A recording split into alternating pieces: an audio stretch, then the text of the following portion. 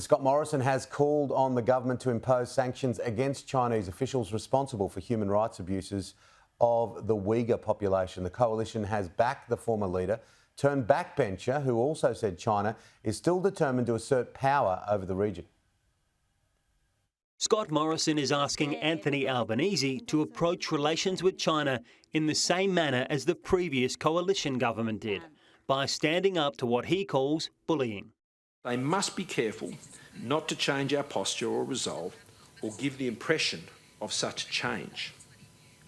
President Xi may have changed his tactics, but I believe his intent is still very much the same. As tensions with China subside and trade is rebooted, the former Prime Minister used a speech in Tokyo to the Interparliamentary Alliance on China to argue the West made a grave mistake in accommodating the country's rise, believing that while China grew wealthier, it would become more progressive.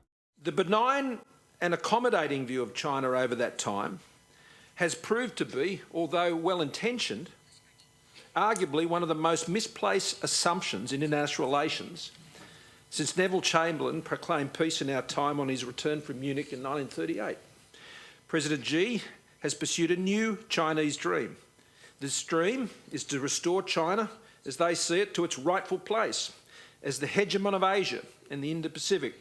Opposition leader Peter Dutton is willing to back his predecessor, but stopped just short of urging sanctions be imposed on Chinese officials for human rights abuses in the Xinjiang region.